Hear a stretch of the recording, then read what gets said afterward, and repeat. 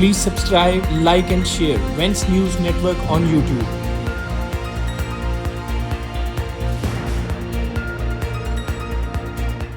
Today we are again going to discuss Operation Sindoor and Pakistan. Just because this opportunity is repeatedly given us by Pakistan and Pakistani government, Pakistani leaders, Pakistani field marshal. Just few days back we have done a story that how their field marshal of Pakistan, Munir, has spread the lies, in fact the bundles of lies in front of Libyan army while finalizing a weapon deal. And finally they got the deal. They got the deal of $4 billion to sell their weapons. But now again, Operation Sindoor and Pakistan is having a very strong bond. Though India has just come up with the issue, and in fact there are several other issues to discuss on the public stages. But Pakistan is still stuck to Operation Sindoor.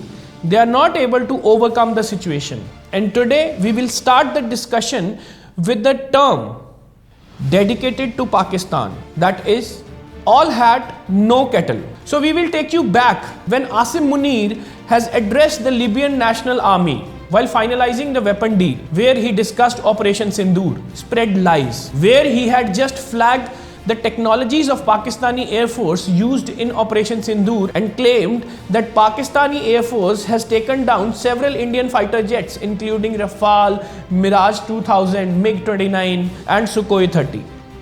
And even S-400 also. But now we will play two clips simultaneously to make you a better understanding that what the Pakistan is and how they are contradicting each other. Their field marshal is saying something else, and in fact the Pakistani president Asif Zardari and Pakistan's deputy prime minister and foreign minister Ashik Dar is claiming something else about Operation Sindoor. So first let's listen into these clips and then we will discuss.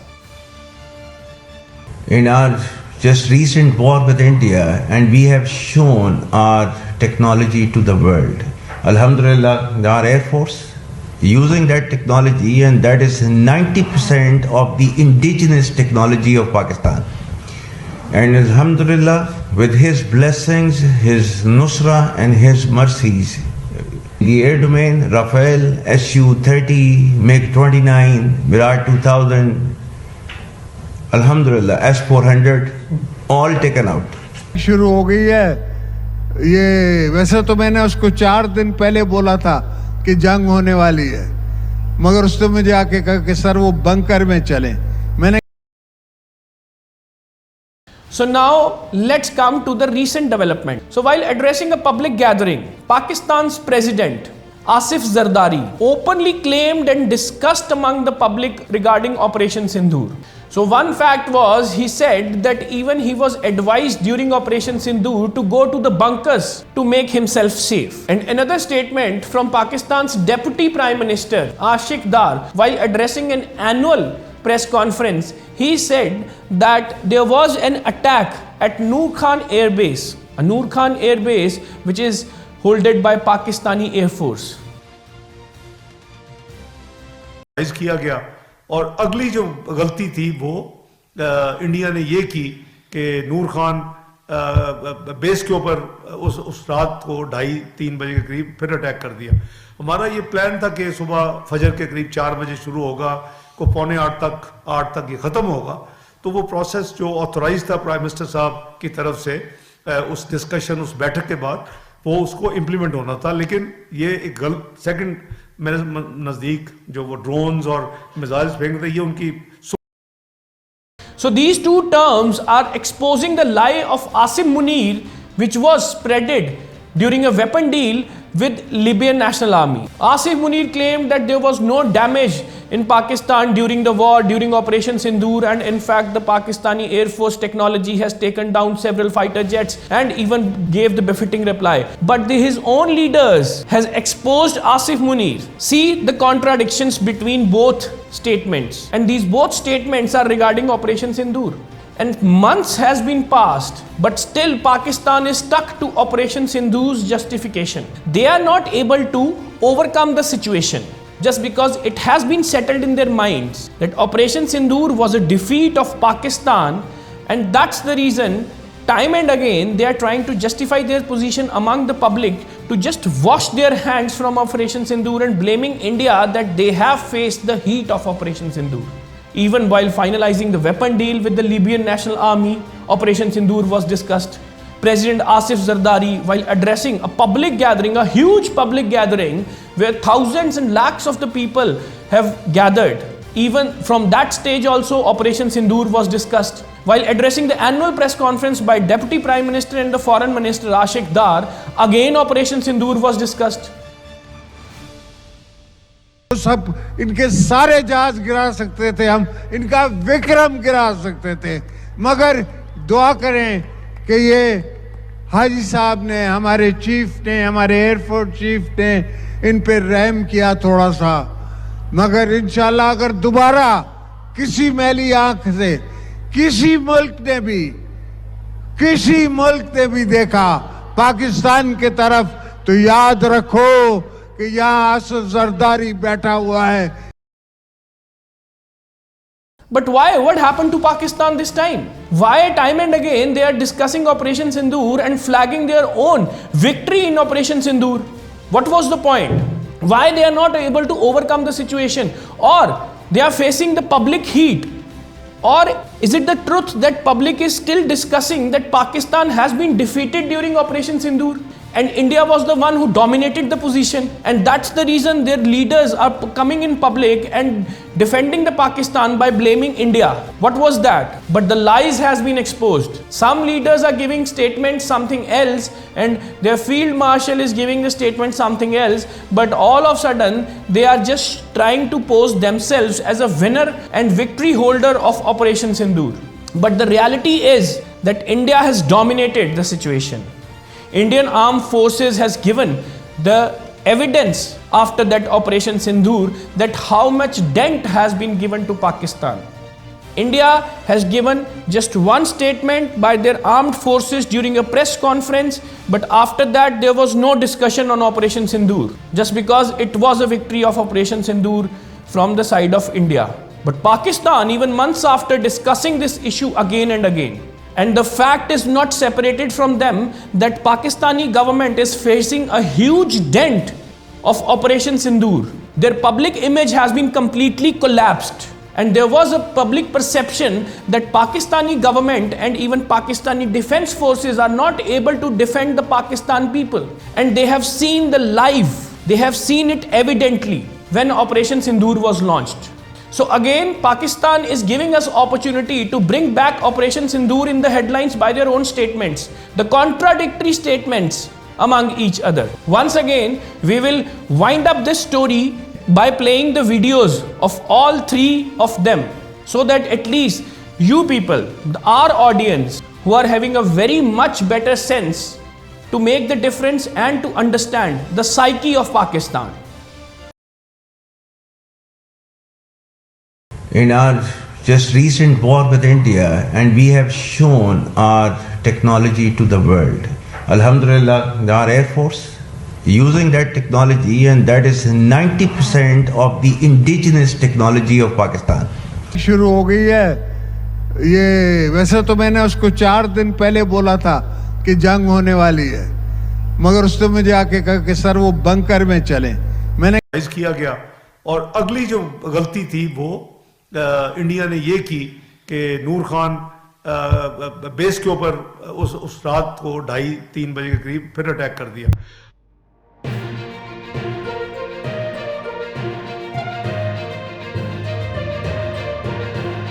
The meeting between US President Donald Trump and Ukrainian President Vladimir Zelensky took place on December 28, 2025, at Trump's Mar-a-Lago resort in Palm Beach, Florida. It lasted nearly 3 hours and focused on negotiations to end the Russia-Ukraine war. The atmosphere was described as cordial and productive, a shift from prior tensions. Pre-meeting context: Trump held a phone call with Russian President Vladimir Putin, lasting over an hour, describing it as productive and noting both Zelensky and Putin desire a peace deal. A separate multi-party call involving Trump, Zelensky, and leaders from Britain, France, Germany, Italy, Poland, Norway, NATO, and the European Commission discussed concrete steps toward peace and security guarantees. And we had a great talk with them after we were completed. We thought it was appropriate to speak with them. And our meeting was excellent. We covered, somebody would say 95%, I don't know what percent, but we have made a lot of progress on ending that war, which is really certainly the most deadly war since World War II, probably the biggest war since World War II. And I want to thank Steve Witkoff, who's here, and I'd like to thank Jared, who's here someplace. Thank you, Jared. And thank you, Steve. What a great job you've done. Jared Kushner, Steve Witkoff, and Marco Rubio is here. Thank you, Marco. And Pete Hegseth is here. Those two people are doing an unbelievable job. And the four people on this one are doing, I don't think anybody could do it. And we'll see if it gets done, but it's very close, certainly. Nobody would even have a chance of getting it to where it is right now. Nobody would have thought that was possible. Russian military actions continued unabated, including strikes in Sloviansk and Kherson, and a prolonged assault on Kyiv that left residents without heating. Discussions covered a revised 20-point peace plan, with 90% agreement on terms prior to the meeting, and full consensus, 100%, on security guarantees and military aspects. Post-meeting statements and progress. Trump called the meeting excellent and terrific, stating significant progress was made and that a deal is close, or maybe very close, potentially 95% agreed upon, with clarity expected in a few weeks. Zelensky described the talks as substantive, noting progress on all issues and expressing thanks to Trump multiple times. He emphasized that security guarantees are key to lasting peace. First of all, to Rustem Umerov and General Gnatov, and to all our teams. And we discussed all the aspects of the peace framework, which includes, and we have great achievements, 20-point peace plan, 90% agreed, and US-Ukraine security guarantees, 100% agreed. US-Europe-Ukraine security guarantees, almost agreed. Military dimension, 100% agreed. Prosperity plan being finalized, and we also discussed the sequencing of the following actions. And we agree that security guarantees is the key milestone in achieving lasting peace, and our teams will continue working on all aspects. We also had a joint productive call with European leaders, like President Trump said already, and a lot of leaders, including NATO and EU. And we agreed that our teams will meet in upcoming weeks to finalize all discussed matters, and we agreed with President Trump that he will host us, and maybe in European leaders, including Ursula von der Leyen and Keir Starmer, praised the progress, with von der Leyen calling it good and stressing ironclad security guarantees. Agreements and future plans. US and Ukrainian teams will meet next week to finalize remaining issues. Trump plans to host Zelensky and European leaders in Washington in January. Trump indicated he may speak again with Putin and is open to addressing Ukraine's parliament if it aids the deal, though he deems it unlikely. Remaining issues. Key sticking points include control of the Donbass region. Russia demands surrender. Suggestions include a free economic zone, the Zaporizhzhia nuclear power plant, potential land concessions, and ceasefire sequencing.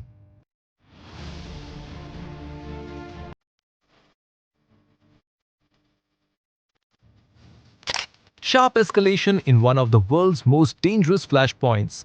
China has launched massive military exercises encircling Taiwan, triggering immediate alarm across the region and beyond. China's People's Liberation Army has begun 2 days of large-scale military drills codenamed Justice Mission 2025. The exercises involve the Army, Navy, Air Force, and Rocket Force, practicing joint blockades, precision strikes on sea and land targets, and live fire operations in waters surrounding Taiwan. Beijing describes these maneuvers as a stern warning against separatist forces in Taiwan and what it calls external interference, a direct reference to the United States and its recent $11.1 billion arms package to Taipei. 2月29日开始，中国人民解放军东部战区组织陆军、海军、空军、火箭军等兵力，为台湾海峡、台岛北部、台岛西南、台岛东南、台岛以东组织正义使命2025演习，重点演练海空战备警巡、夺取综合制权、要港要域风控、外线立体涉阻等科目，建基多项抵近台岛诸军兵种联合突击，旨在检验战区部队联合作战实战能力。这是对台独分裂势力和外部干涉势力的严重警告，是捍卫国家主权、维护国家统一的正当必要行动。In response, Taiwan has raised its alert level to maximum, activating emergency response centers and conducting its own rapid reaction drills. Civilian airspace and shipping lanes have been severely disrupted. More than 100,000 international passengers and 6,000 domestic flights affected tomorrow alone. Taiwan's government condemned the moves as reckless military intimidation that threatens regional peace. Analysts say these are among the most expansive and provocative Chinese exercises this year, underscoring Beijing's growing assertiveness in the Taiwan Strait.